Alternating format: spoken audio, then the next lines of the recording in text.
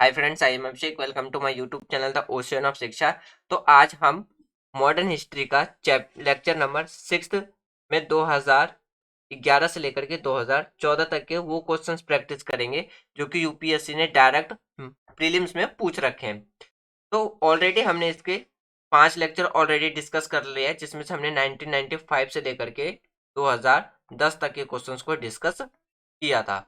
तो आपको यहाँ पे मैं एक छोटी सी इन्फॉर्मेशन भी बता देता हूँ कि जो हमारा एम लक्ष्मीकांत की जो वीडियो सीरीज चल रही है,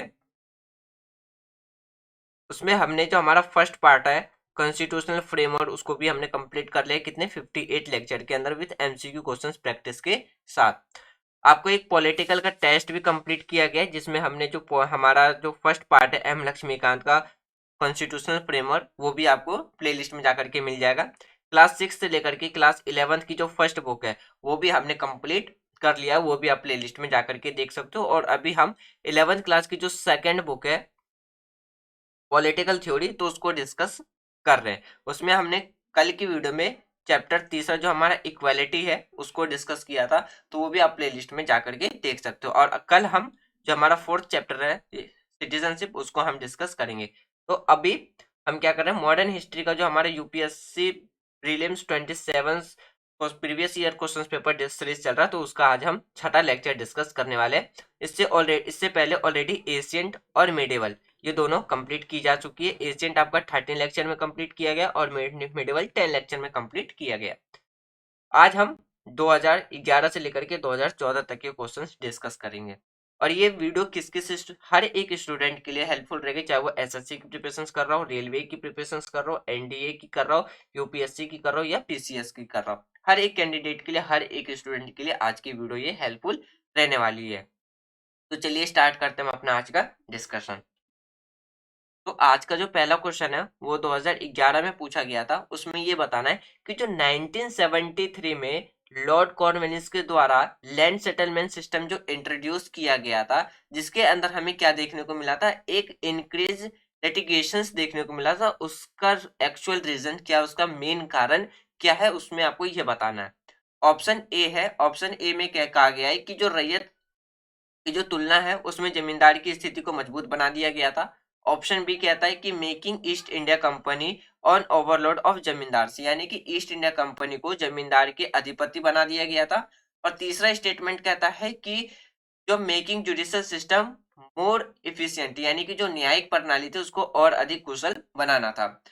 और डी जो है उसमें हमें बताने कि तीनों स्टेटमेंट करेक्ट है। तो इसका जो राइट आंसर हमें देखने को मिलता है वो क्या है, तो राइट आंसर है ऑप्शन डी, यानी कि हमारे तीनों ही स्टेटमेंट क्या है, तो करेक्ट है।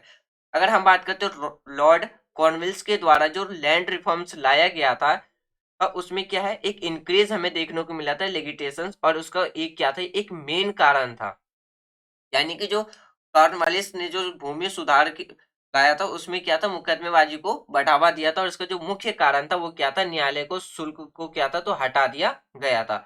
और जब हर यानी कि फिर बात करते अब हर कोई क्या है, किसी ना किसी को भी अदालत में घसीटा जा सकता था। अपील के आधार का विस्तार भी एक कारण था। कॉर्नवालिस द्वारा जो न्यायालय शुल्क समाप्त कर दिया गया था, तो वकीलों को अपनी फीस निर्धारित करनी पड़ी थी। फिर बात करते हैं जो ordinary people could sue the government servant Indians if they committed mistake, यानी कि अगर बात करें साधारण लोग जो सरकारी कर्मचारी थे पर भी मुकदमा कर सकते थे यदि वो कोई गलती करते थे। तो अंग जैसे कि अगर हम बात करते हो, जैसे कि किसी भी बॉडी पार्ट्स को कट करना, जैसे अंग काटने, जैसे नाक कान काटने जैसी जो मानवीय सजाएं थी उसको भी क्या किया गया था, तो समाप्त कर दिया गया था। और ये कुछ कारण है जिसकी वजह से जो क्या है, मुकदमेबाजी जो थी वो क्या हो गई थी, तो बढ़ गई थी। इसलिए जो हमारा ऑप्शन डी है, यानी कि हमारा जो तीनों स्टेटमेंट है वो क्या है, तो करेक्ट है। अब बात करते हैं दूसरे क्वेश्चंस के। दूसरा क्वेश्चन भी कब पूछा गया था, तो 2011 में पूछा गया था। इसमें कहा गया है कि जो 19th सेंचुरी में भारत के अंदर अगर हम बात करते हैं जो ट्रैवल इंस्यूरेक्शन हुआ था, यानी कि 19th सेंचुरी में जो भारत के अंदर जो जनजातीय विद्रोह हुआ था उसका मेन कारण क्या था, कॉमन फैक्टर क्या था। ऑप्शन ए है introduce of a new system of land revenue and taxation of travel products, यानी कि अगर हम बात करते हैं कि लैंड रेवेन्यू और टैक्सेशन से रिलेटेड एक नया सिस्टम को इंट्रोड्यूस किया गया था। ऑप्शन बी कहता है influence for foreign religions missionaries in travels area, यानी कि आदिवासी क्षेत्र में विदेशी धार्मिक मिशनरियों का प्रभाव बढ़ा था। तीसरा स्टेटमेंट कहता है, यानी कि ऑप्शन सी कहता है कि rise of a large number of money lenders traders and revenue farmers as the middleman in a tribal area, यानी कि ट्रेवल एरिया के अंदर आज जनजाति क्षेत्र में बड़ी संख्या में हमें क्या देखने को मिला था, जो मनी लैंडर यानी कि जो साहूकार है, व्यापारी है और राजस्व किसान है का जो बिचौलिया था उनकी संख्या में बढ़ोतरी हुई थी। चौथा स्टेटमेंट कहता है, यानी कि डी स्टेटमेंट कहता है कि the complete distribution of the old agrarian order the tribunal communities, यानी कि आदिवासी समुदाय के पुराने कृषि आदेशों को पूरी तरीके से क्या किया था, तो हटा दिया गया था। तो इसमें से बताना है कि राइट आंसर कौन सा है। इसका जो राइट आंसर है वो है ऑप्शन डी। क्यों? अगर हम पहले स्टेटमेंट की बात करें उसको हम इसलिए रिजेक्ट कर सकते हैं क्योंकि इसमें ट्रैवल प्रोडक्ट्स की बात की गई है।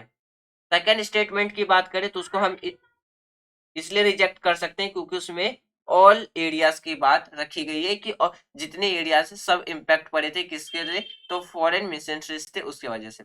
थर्ड स्टेटमेंट हमारा इसलिए करेक्ट नहीं है क्योंकि उसमें all area show rise of money landers के बारे में बात रखी गई।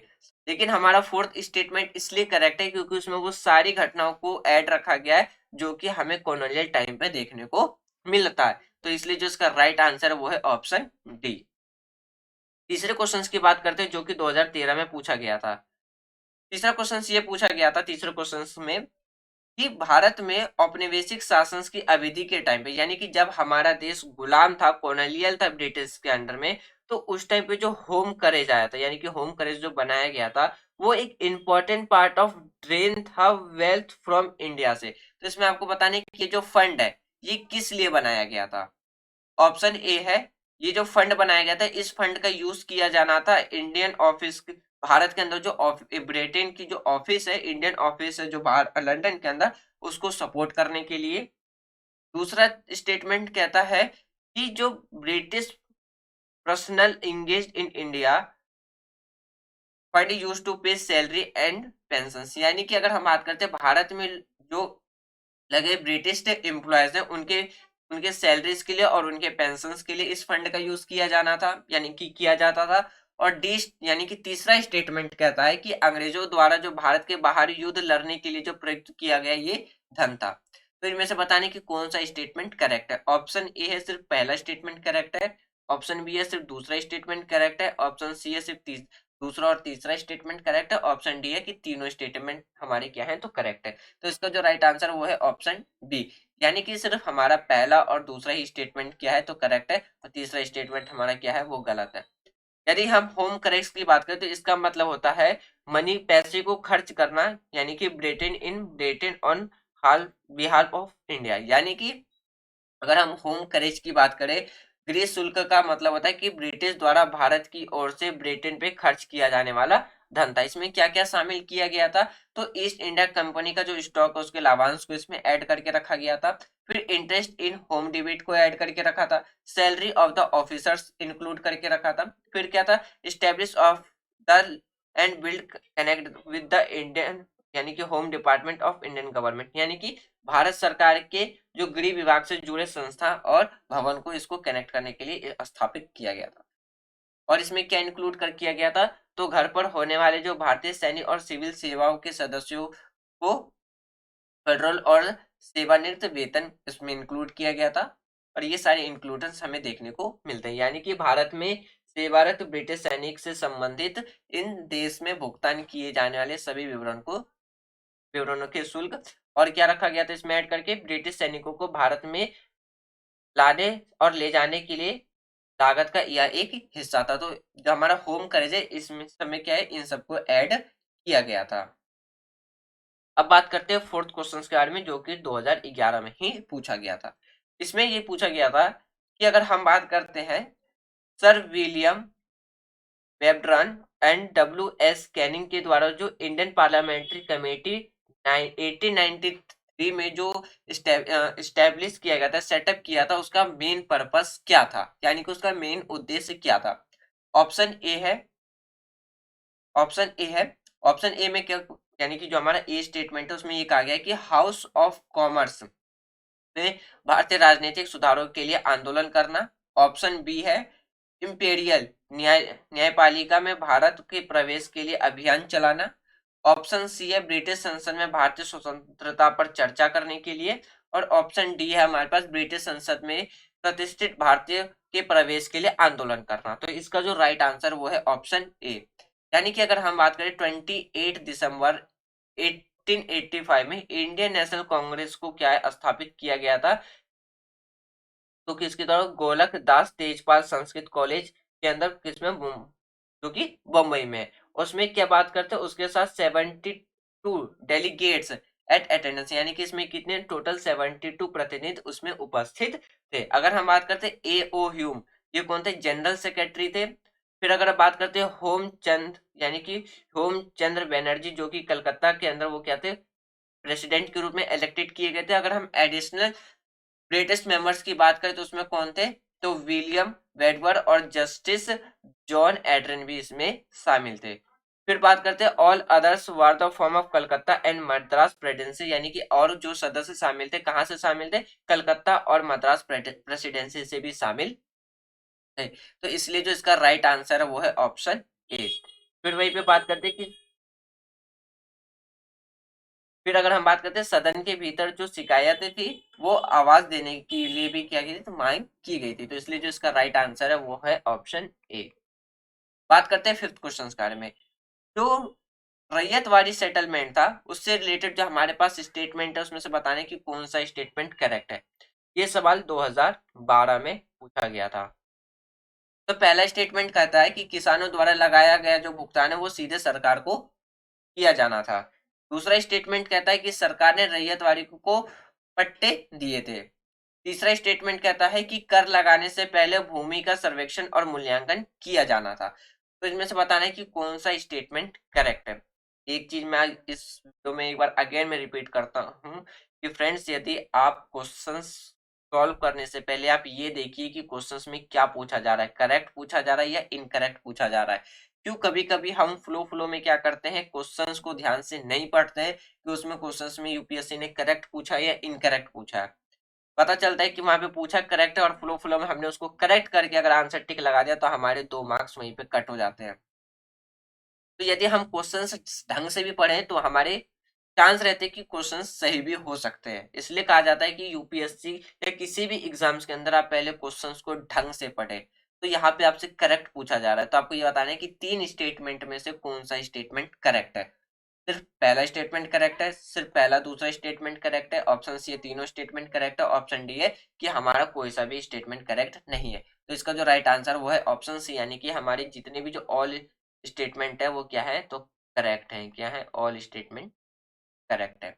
अगर हम बात करते हैं जो रैयतवाड़ी सिस्टम है वो क्या था, डायरेक्टली पे करना था गवर्नमेंट को, और गवर्नमेंट ने क्या किया था, तो पट्टे जो है अगर हम बात करते हैं पट्टे यानी कि रैयत को पट्टे दे दिए थे। तो इसलिए जो हमारा ऑल स्टेटमेंट है वो क्या है, तो करेक्ट है। और अगर हम बात करते हैं कि जो रैयतवाड़ी सेटलमेंट है उसमें क्या है, कर लगाने से पहले हमारा जो लैंड है उसका सर्वे किया जाता था और उसका मूल्यांकन किया जाता था। अब बात करते हैं सिक्स्थ क्वेश्चन के बारे में, ये भी 2012 में पूछा गया था। तो इसमें ये बताना है कि जो ब्रह्मो समाज है उससे रिलेटेड कौन सा स्टेटमेंट करेक्ट है। यहाँ पे भी आपसे क्या पूछा जा रहा है, करेक्ट स्टेटमेंट पूछा जा रहा है।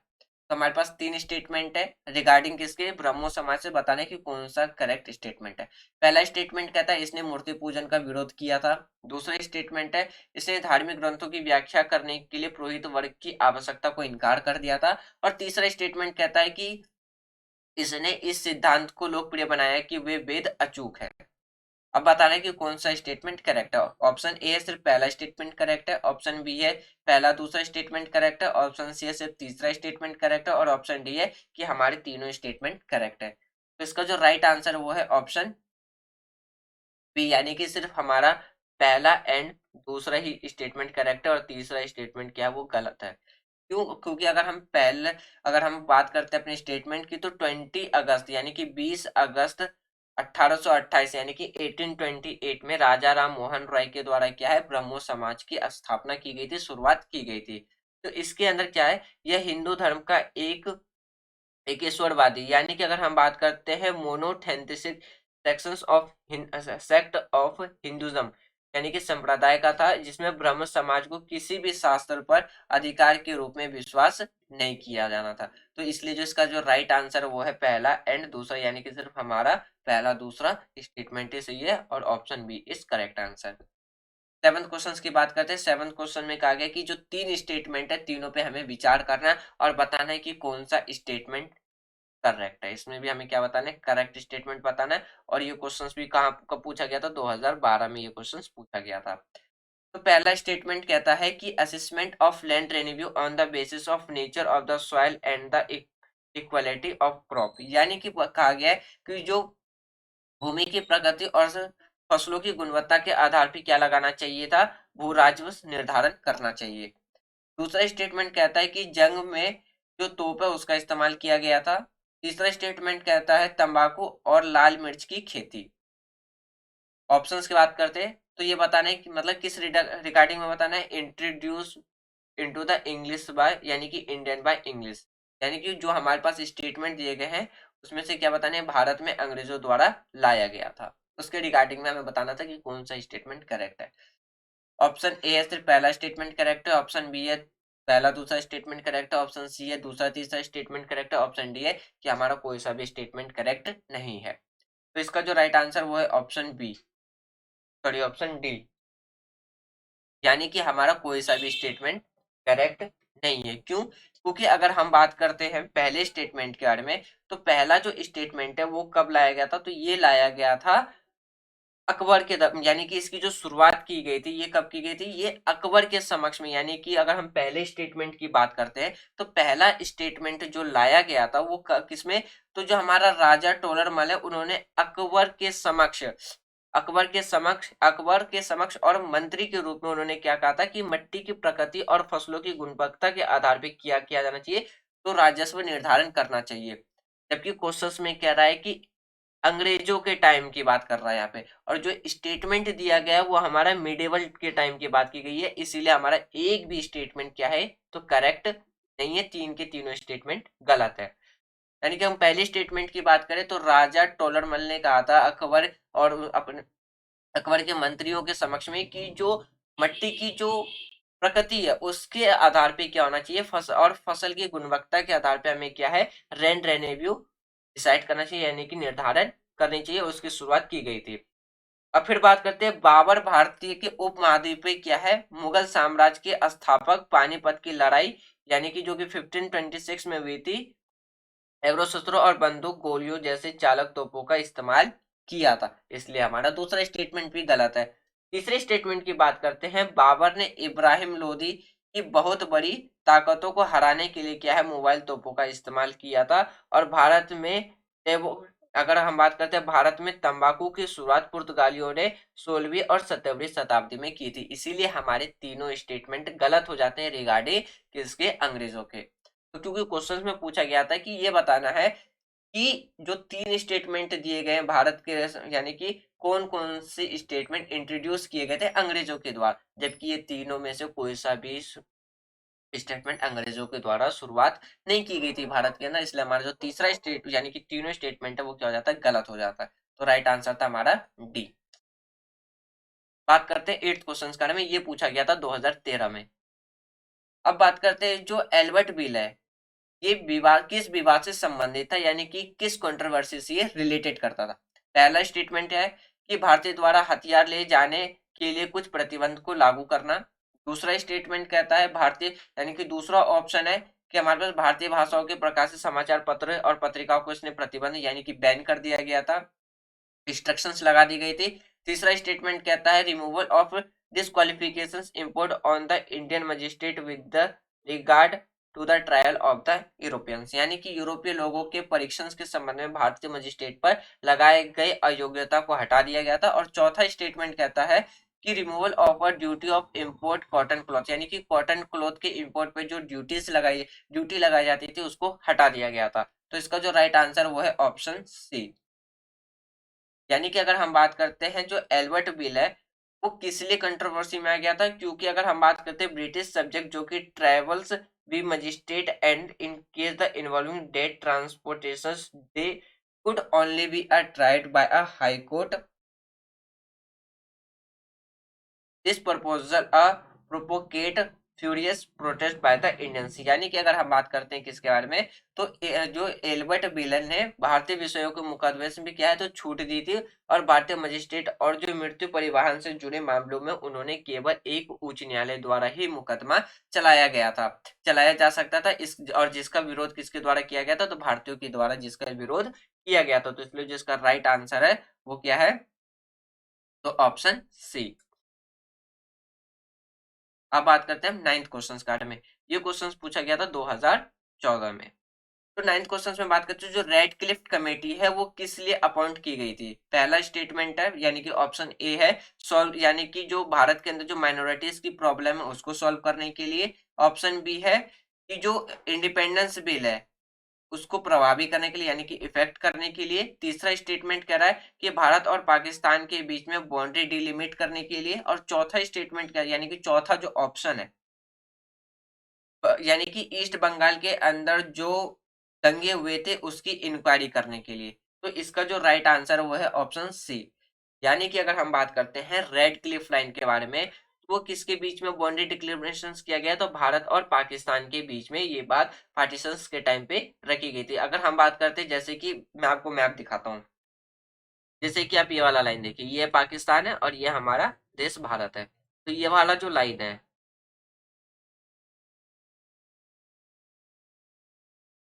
इस लाइन को क्या कहते हैं हम, रेड क्लिफ नाम से भी हम इसे जानते हैं। तो इसलिए जो इसका राइट आंसर था हमारे पास, तो इसलिए जो हमारा राइट आंसर था वो था ऑप्शन सी, यानी कि जो रेड क्लिफ लाइन है वो भारत और पाकिस्तान के बीच में क्या था, तो एक बाउंड्री बनाने के लिए इसको अपॉइंट किया गया था कि भारत और पाकिस्तान को जो विभाजन करना था, तो उसका जो मैप था कि किस तरीके से भारत और पाकिस्तान का विभाजन करना था, उस मैप को, उस बाउंड्री को बनाने के लिए रेड क्लिफ लाइन को अपॉइंट किया गया था। 10th क्वेश्चन की बात करते हैं जो 2014 में यूपीएससी के द्वारा प्रीलिम्स में पूछा गया था। इसमें कहा गया कि जो बंगाल की जो पार्टीशन है वो कब तक चला था, यानी कि उसको जो लास्टेड अंटिल थी वो कब थी, यानी कि जो 1905 यानी कि 1905 में जो बंगाल का जो पार्टीशन था, विभाजन, वो कब तक चला था। ऑप्शन ए है कि जो फर्स्ट वर्ल्ड वॉर है when Indian troops were invaded by the British and the partition was ended, यानी कि प्रथम विश्व युद्ध में जब अंग्रेजों को भारतीय सैनिकों की आवश्यकता पड़ी थी उस टाइम जो बंगाल है उसका विभाजन समाप्त हो गया था। ऑप्शन बी है किंग कॉरेज भी जब भारत के अंदर आए थे, यानी कि जब किंग कॉरेज भी 1911 में जब भारत के अंदर आए थे तो वो कलकत्ता से क्या है, तो दिल्ली को क्या किया था, दिल्ली में रॉयल दरबार में क्या है, तो कर्जन्स के अधिनियम को रद्द कर दिया गया था। और तीसरा स्टेटमेंट कहता है कि गांधी जी के द्वारा सविज्ञा यानी कि सबनीय अवज्ञा आंदोलन शुरू कर दिया गया था। और स्टेटमेंट डी कहता है कि 1947 में भारत का विभाजन, और जब भारत और पाकिस्तान यानी कि भारत का विभाजन जब पूर्वी बंगाल और पूर्वी पाकिस्तान बन गया तब जाके बंगाल का विभाजन समाप्त हो गया था। तो बताना है कि कौन सा इसमें से करेक्ट आंसर है, तो इसका जो राइट आंसर है वो है ऑप्शन बी, यानी कि जब 1911 में किंग जॉर्ज भी भारत के अंदर आए थे तो उन्होंने दिल्ली दरबार को क्या किया था, आयोजित किया था। और उसमें जो कैपिटल है, यानी कि पहले जो कलकत्ता कैपिटल था, तो कलकत्ता से कैपिटल ट्रांसफर कर दिया गया था दिल्ली। और जैसे ही उन्होंने दिल्ली शिफ्ट यानी कि कैपिटल को शिफ्ट किया था दिल्ली में, तो उस टाइम पे क्या है, तो जो बंगाल का पार्टीशन है वो क्या हो गया था, तो रुक गया था। इसलिए इसका जो राइट आंसर है वो है ऑप्शन बी। अब बात करते हैं 11th क्वेश्चन के बारे में। ये भी 2014 में पूछा गया था। इसमें ये बताना है कि जो महारानी विक्टोरिया है उनके द्वारा जो उद्घोषणा की गई थी 1858 एक्ट के बारे में, तो उसका क्या उद्देश्य था। यानी कि 1858 में जो एक्ट लाया गया था महारानी विक्टोरिया की जो उद्घोषणा थी उसका कारण क्या था या उसका उद्देश्य क्या था। पहला स्टेटमेंट कहता है कि भारतीय रियासतों को मिलाने कि किसी भी इरादे को खंडन करना था, यानी कि तोड़ना था। दूसरा स्टेटमेंट कहता है to place the Indian administration under the British crown, यानी कि जितना भी जो इंडियन एडमिनिस्ट्रेशन था वो ब्रिटेन क्राउन यानी कि ब्रिटिश ताज के अंदर अधीन हो गया था। तीसरा स्टेटमेंट कहता है कि to regulate East India company trade with India, यानी कि ईस्ट इंडिया कंपनी का जो ट्रेड है उसको रेगुलेट करने, जो भारत के साथ जो ईस्ट इंडिया कंपनी का जो ट्रेड है उसको रेगुलेट करने के लिए लाया गया था। अब बता रहे कि इन तीनों में से कौन सा स्टेटमेंट करेक्ट है। तो स्टेटमेंट यानी कि ऑप्शन ए सिर्फ पहला दूसरा स्टेटमेंट करेक्ट है, ऑप्शन बी है सिर्फ दूसरा स्टेटमेंट करेक्ट है, ऑप्शन सी है दूसरा तीसरा स्टेटमेंट, सॉरी पहला और तीसरा स्टेटमेंट करेक्ट है, और ऑप्शन डी है हमारे तीनों स्टेटमेंट करेक्ट है। तो इसका जो राइट आंसर है वो है ऑप्शन ए, यानी कि हमारा सिर्फ पहला और दूसरा ही स्टेटमेंट क्या है तो करेक्ट है। अब बात करते हैं महारानी विक्टोरिया के द्वारा जो उद्घोषणा की गई थी 1858 में, तो इसका जो उद्देश्य था वो क्या था, भारत के राज्यों को क्या करना था तो मिलाना था, यानी कि विलय करना था, इसके इरादे को इनकार करना था, क्योंकि इस घोषणा ने लॉर्ड डलहौजी की जो रियासतें के विलयन के माध्यम से क्या किया था तो राजनीतिक एकीकरण की जो युद्ध पूर्व नीति को क्या किया था तो उलट दिया था। तो यह भारतीय प्रशासन को ब्रिटिश क्राउन के अधीन रखने के लिए भी किया गया था, इसलिए जो हमारा पहला और दूसरा स्टेटमेंट है वो क्या है सही है, और तीसरा जो स्टेटमेंट है वो क्या है तो गलत है। क्योंकि जैसे ही 1857 का जो रिवॉल्ट हुआ था उसके एक साल के बाद यानी कि 1858 में क्या गया था तो रॉलेट एक्ट आ गया था। इसमें क्या है कि ये कहा गया था कि अब भारत के अंदर से यानी कि इंडिया के अंदर से ईस्ट इंडिया कंपनी का जो रूल है वो क्या होता है अब समाप्त किया जाता है, और भारत अब किसका कॉलोनियल होगा, अब भारत किसके अंदर में आ जाएगा तो ब्रिटिश क्राउन के अंदर पे होगा, ब्रिटिश क्राउन के अंडर में होगा। तो इसीलिए हमारा क्या हो जाता है पहला और दूसरा स्टेटमेंट करेक्ट है और तीसरा स्टेटमेंट इनकरेक्ट है। अब बात करते हैं 12th क्वेश्चन के बारे में। ये 2014 का क्वेश्चन है, 2014 में यूपीएससी ने प्रीलिम्स में मॉडर्न हिस्ट्री से पूछा था। तो इसमें ये बताने की जो म्यांमारी जो नामक जो लोग हैं वो किस लिए, यानी कि जो अगर हम बात करते हैं अ कम्युनिटी ऑफ पीपल जिन्हें म्यांमारीज कहा जाता था वो किस लिए प्रसिद्ध थे। ऑप्शन ए है नॉर्दर्न ईस्ट इंडिया के साइड में उनका क्या है एक मटेरियल आर्ट्स के लिए वो जाने जाते थे, यानी कि उत्तर पूर्व भारत में मार्शल आर्ट के लिए वो जाने जाते थे।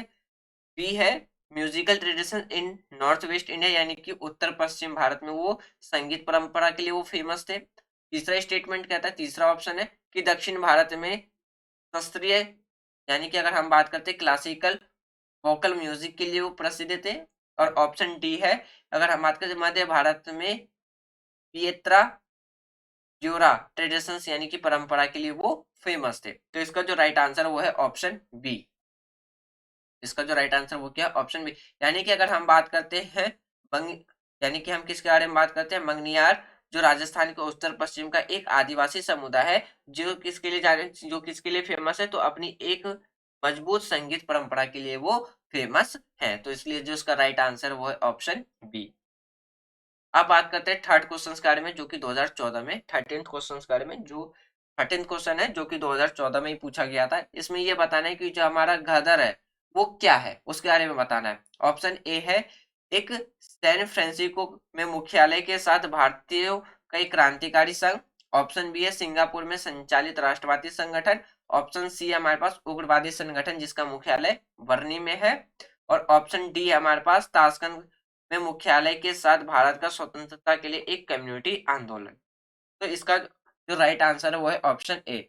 यानी कि अगर हम बात करते हैं किसके बारे में, जो गादर पार्टी है वो क्या है एक इवोल्यूशनरी यानी कि एक क्रांतिकारी संघ है जो कि पंजाबी इंडियंस के द्वारा स्थापित किया गया था। अगर हम बात करते और ये हमें कहा यूनाइटेड स्टेट और कनाडा में ये हमें देखने को मिलते हैं। और इसका जो मेन लक्ष्य था वो क्या था अंग्रेज रूल को भारत से समाप्त करके आजादी पाने का था। अगर हम इसके मेंबर्स की बात करें जो इंपॉर्टेंट मेंबर्स थे तो कौन कौन थे, लाला हरदयाल चौहान सिंह, फिर बात करते किसके भांकना, करतार सिंह, ताराबा और रेशव बिहारी बोस, ये सारे कौन थे तो इनके इंपॉर्टेंट मेंबर्स थे। और हम इसकी मुख्यालय की बात करें हेडक्वार्टर की बात करें तो यह इसका हेडक्वार्टर हमें कहाँ देखने को मिलता है सैन फ्रांसिस्को के अंदर इसका हेडक्वार्टर हमें देखने को मिलता है। इसलिए जो इसका राइट आंसर है वो है ऑप्शन ए। अब बात करते हैं 14th क्वेश्चन। ये 2015 का क्वेश्चन है। 2015 में यूपीएससी ने पूछा था किसके रिगार्डिंग, ये भारतीय इतिहास के संदर्भ में जो निम्नलिखित में से कौन सा यह से सामंती व्यवस्था का आवश्यक तत्व माना गया है। बात करते हैं a very strong centralise political authority and a very weak provincial और लोकल पॉलिटिकल अथॉरिटी। यानी कि एक बहुत मजबूत केंद्र राजनीतिक प्राधिकरण और एक बहुत ही कमजोर प्रांतीय और अस्थायी राजनीतिक प्राधिकरण। ऑप्शन यानी कि दूसरा स्टेटमेंट कहता है emergency of administrative structure based on the control and possessions of land, यानी कि भूमि के नियंत्रण और कब्जे के आधार पर प्रशासनिक ढांचे का उद्देश्य।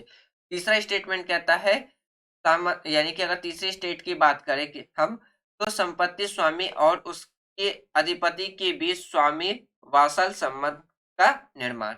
अब बताने की तीनों स्टेटमेंट में से कौन सा स्टेटमेंट करेक्ट है। ऑप्शन ए है सिर्फ पहला और दूसरा स्टेटमेंट करेक्ट है, ऑप्शन सी है दूसरा तीसरा स्टेटमेंट करेक्ट है, ऑप्शन सी है सिर्फ तीसरा स्टेटमेंट करेक्ट है, और ऑप्शन डी है तीनों स्टेटमेंट करेक्ट है। तो इसका जो राइट आंसर है वो क्या है, ऑप्शन बी, यानी कि सिर्फ हमारा दूसरा और तीसरा ही स्टेटमेंट क्या है, तो करेक्ट है।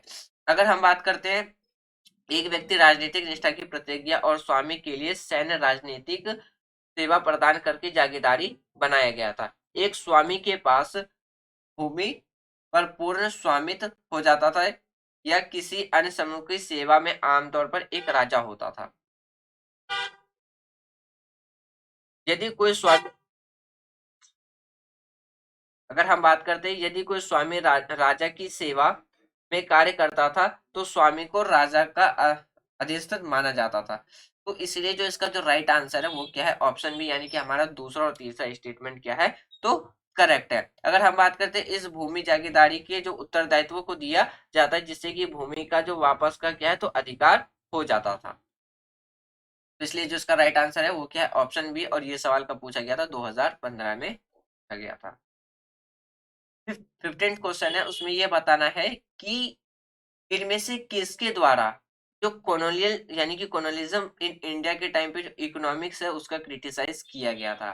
यानी कि अगर हम बात करते हैं economic criticise of colonialism in India, यानी कि जब हमारा भारत यानी कि भारत में उपनिवेशवाद के अधीन आलोचकों कौन कौन थे उसके बारे में बताना है। पहला है दादा भाई नौरोजी, दूसरा है जी सुब्रमण्यन अय्यर, तीसरे है आरसी डट। तो इसमें से बताना है कि इनमें से इसका करेक्ट आंसर कौन सा है। ये सवाल कब पूछा गया था, 2015 में। तो सिर्फ हमारा पहला सही है, ऑप्शन बी पहला दूसरा सही है, ऑप्शन सी है दूसरा तीसरा सही है, ऑप्शन डी है पहला दूसरा तीसरा तीनों ही सही है। तो इसका जो राइट आंसर वो है ऑप्शन डी, यानी कि ये हमारे तीनों ही सही है। अगर हम बात करते हैं किसके कारण, दादा भाई नरहोजी, एस सुब्रमण्यन अय्यर, आरसी दत्त, इन तीनों के ही द्वारा किया है इकोनॉमिक क्रिटिसाइज किया गया था कोलोनिज्म इन इंडिया में। तो इसलिए जो इसका जो राइट आंसर है वो क्या है, ऑप्शन बी। अब बात करते हैं 16th क्वेश्चन के बारे में जो कि 2015 में ही पूछा गया था। ये भी क्वेश्चन 2015 में यूपीएससी ने प्रीलिम्स में पूछा था। इसमें बताना है कि जो गवर्नमेंट ऑफ इंडिया एक्ट 1990 है वो क्लियरली डिफाइन करता है। अब इनमें से बताने की किसको वो गवर्नमेंट एक्ट 1919 को वो डिफाइन करता है। ऑप्शन ए है, तो कहा गया है कि ऑप्शन ए में कि सेपरेशन पावर बिटवीन यानी कि जुडिशियल और लेजिस्लेचर के सेपरेशन पावर यानी कि इनकी पावर शक्तियों का सेपरेट करता है। यानी कि हमारा जो गवर्नमेंट एक्ट 1990 है वो क्या करता है, सेपरेट करने का काम करता है पावर किसका, जुडिशरी और यानी कि न्यायालय, और हमारा विधायिका का वो क्या करता है, पावर शक्तियों को क्या करता है, अलग सेपरेट करने का काम करता है।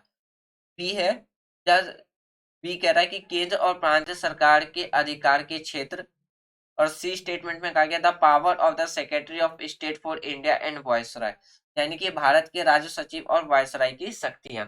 अब बताना है कि इनमें, और तीसरा स्टेटमेंट, तो चौथा है नन ऑफ द एबव। इनमें से बताना है कि जो हमारा इंडियन गवर्नमेंट एक्ट 1990 है वो क्या क्लियरली डिफाइन करता है। तो इसका जो राइट आंसर था वो था ऑप्शन बी। यानी कि अगर हम बात करते हैं मोंटेगो चार्ल्स फोर्ड रिफॉर्म्स के बारे में, इसी को क्या कहा जाता है, इंडियन गवर्नमेंट एक्ट 1990 कहा जाता है, और ये क्लियरली डिफाइन करता है किसके बारे में, तो जुडिशरी। अगर हम बात करते हैं किसके बारे में, ये क्लियरली डिफाइन किसको करता है, तो अगर हम देखें तो judicians of the central and provincial government के बारे में, यानी कि केंद्र और प्रांतीय सरकारों के अधिकार के क्षेत्र को ये परिभाषित करता है। और जब हमने अपना एम लक्ष्मीकांत का जो फर्स्ट चैप्टर है हिस्टोरिकल बैकग्राउंड, उसमें हमने जितने भी जो एक्ट थे रेगुलेटिंग एक्ट, गवर्नमेंट एक्ट, वो हमने बहुत ज्यादा ब्रीफली डिस्कस किया, आप वो जा करके देख सकते हैं, तो आपको पता चल जाएगा कि जो हमारा इंडियन गवर्नमेंट एक्ट 1990 था वो किस चीज के बारे में क्लियरली डिफाइन किया गया था। लेकिन इसका जो राइट आंसर, लेकिन आंसर जो इसका राइट है वो है ऑप्शन बी।